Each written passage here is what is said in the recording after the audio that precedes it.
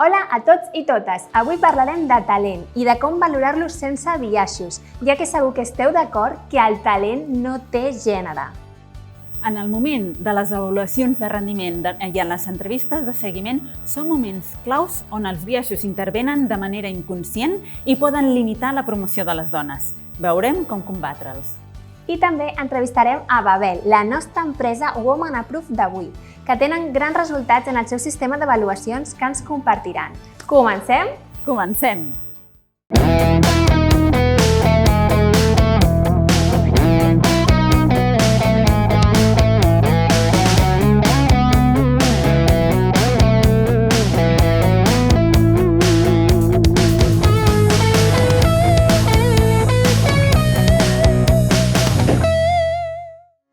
Avui us parlaré del doble biaix que afecta les dones en relació a l'èxit professional.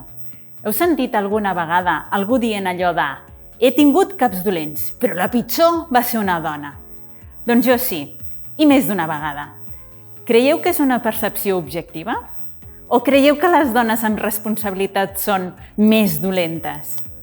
Us explicaré el cas de la Heidi i el Howard com a exemple gràfic.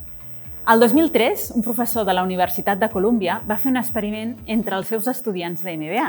Va agafar el cas d'una inversora de capital risc d'èxit de Silicon Valley, la Heidi Roizen, i el va distribuir entre la classe. Però la meitat de les biografies que feien servir el nom de la Heidi, però l'altra meitat feien servir el nom d'un home. Ho va canviar per Howard. Doncs, tant els estudiants homes com les dones van qualificar la Heidi com altament competent i tan eficaç com en Howard, però, en canvi, en Howard va ser considerat afectuós i generós, mentre que la Heidi va ser etiquetada com a desagradable i egoista. Ningú volia contractar-la i molt menys treballar amb ella. Les accions de la Heidi van ser considerades agressives i egoistes, mentre que les accions d'en Howard eren considerades com una benedicció. I es tractava de la mateixa persona. Aquell experiment demostra que hi ha una correlació negativa entre poder i èxit per les dones, mentre que pels homes és exactament el contrari. Els homes poderosos i exitosos són admirats. La Sheryl Sandberg, que és la directora d'operacions de Facebook i autora del llibre Lean In, escriu: «Si una dona és competent, no sembla prou amable. I si una dona sembla realment agradable, es considera més amable que competent. I donat que les empreses volem contractar i promoure persones que siguin tan competents com agradables, això crea un gran obstacle per les dones. Per això, és molt important que definim uns criteris clars i objectius en els processos de selecció i també de promoció interna, sobretot per les posicions directives, perquè si no estarem excloent dones molt capacitades per culpa d'aquest doble biaix. Aquesta lliçó de que les dones exitoses, poderoses o assertives no agraden, l'aprenem inconscientment des de ben petites quan som nenes. I per això suavitzem els nostres èxits en les entrevistes de treball o d'evolució amb frases com «va ser una sort» o «ha estat un treball en equip», i també per això ens quedem callades a les reunions. Sembla que les dones estiguem obligades a triar entre agradar o ser respectades. Tu què prefereixes? La decisió és teva, però si vols que et respectin, deixa de suavitzar els teus èxits, atribuint-los a la sort o al treball en equip. Atribueix-los a la teva passió pel tema o al teu treball dur. Sabeu aquella frase de «calladeta estàs més guapa» que poder ens van creure quan érem petites?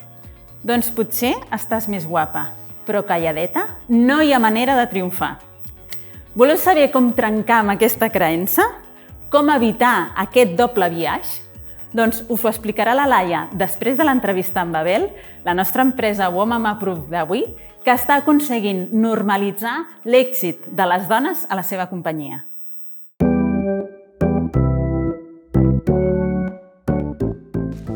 Hola, moltíssimes gràcies per estar aquí. Abans de començar a preguntar-vos de com avalueu el talent, ens agradaria que ens expliquéssiu com funciona Babel, ja que sé que no és una empresa habitual, no? La seva manera de funcionar en el sector tecnològic.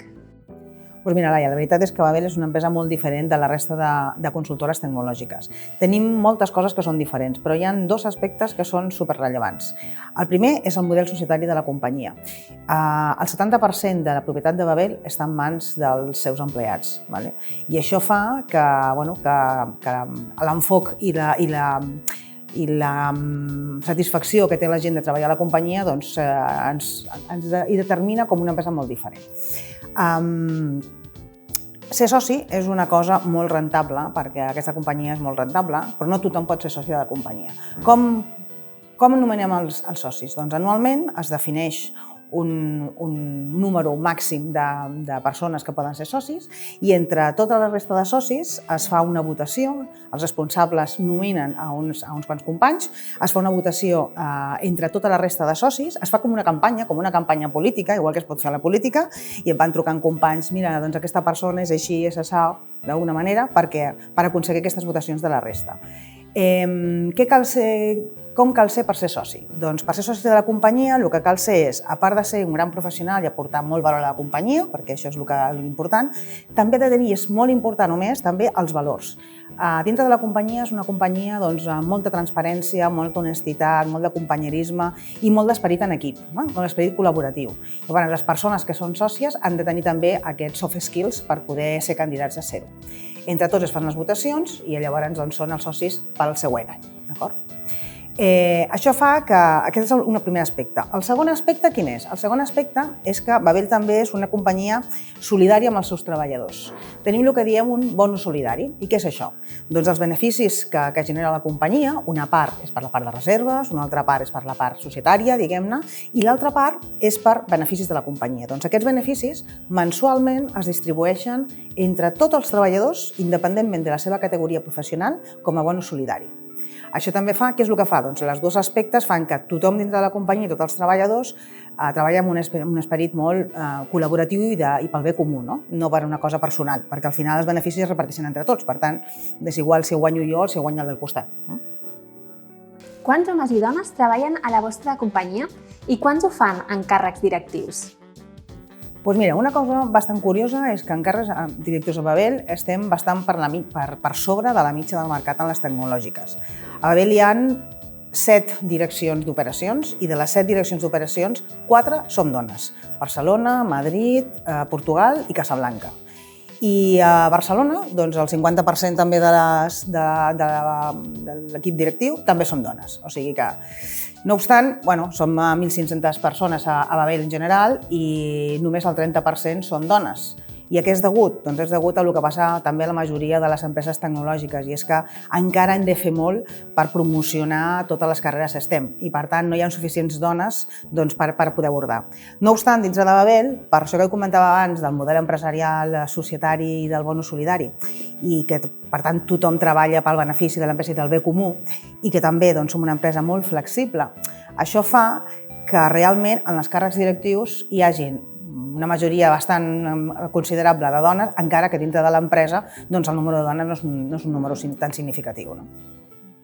Per gestionar les carreres professionals dels vostres empleats teniu un sistema de meritocràcia. Com funciona i què feu per evitar els biaixos? Un dels objectius principals que tenim és retenir i promocionar el talent dins de l'empresa. Això beneficia a tothom perquè ajuda a maximitzar els dividends i fa que s'incrementa el bonus solidari que tenim tots els treballadors. Una de les eines que tenim per aconseguir tot això és la promoció per meritocràcia. A principi d'any es fa un procés d'avaluació del coneixement per tots els treballadors de l'empresa. En aquest procés es revisa tots els objectius que s'han definit l'any anterior, a la seva consecució, es defineixen els nous objectius per a aquest nou any i es fixen, si cal, tots els plans de formació i acompanyament necessaris per aconseguir aquests nous objectius. Novament, al novembre, es fa un altre procés d'avaluació, 365, que denominem Give Me 5, i en aquest procés cada empleat valora i és valorat per cadascuna de les persones que ha treballat amb ell, independentment de la seva categoria professional. El resultat de tot això es fa que es proposin les promocions professionals d'aquest any, que sempre són validades i ratificades pel Departament de Desenvolupament de Persones que tenim a Babel.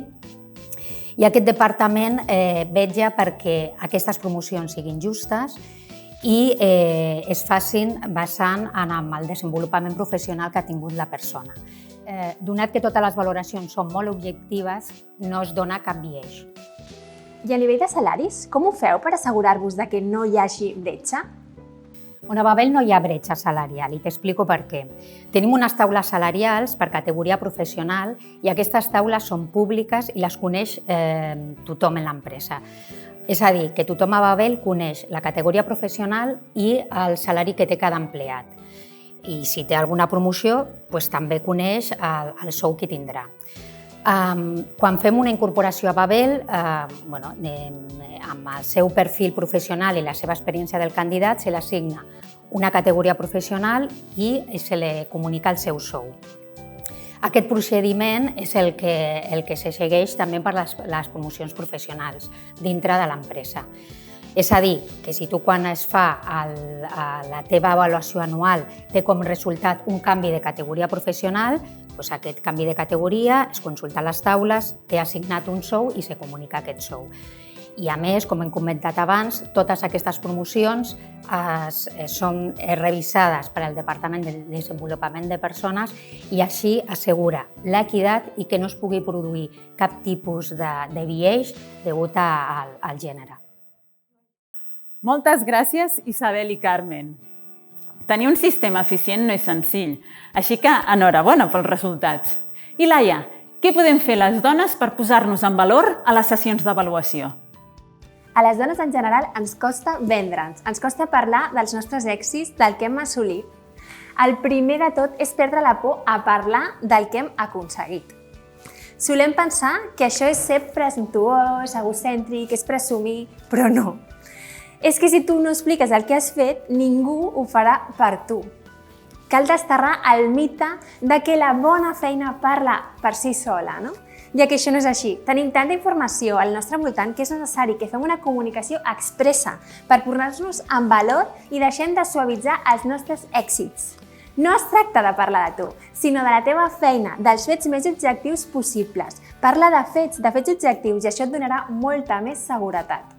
Per exemple, si jo dic, he escrit un llibre que ha estat best-seller en el seu llançament. No estic presumint, és un fet real.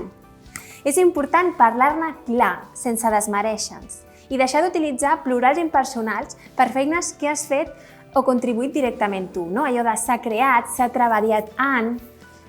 Dit això, m'agradaria destacar 3 aspectes importants sobre les avaluacions. El primer, que les dones tendim a autoavaluar-nos de manera més exigent a nosaltres mateixes i, per tant, tendim a tenir una percepció esbiaixada del nostre propi treball.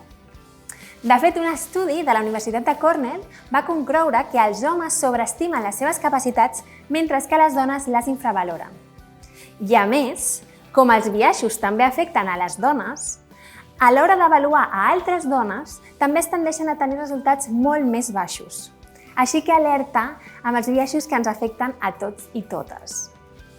El segon punt, degut al biaix de rendiment, a les dones ens tendeixen a donar un feedback més general, de menys qualitat, mentre que els homes reben un feedback informal de forma constant, molt més específic i això els permet millorar de forma més ràpida. Aleshores, què podem fer?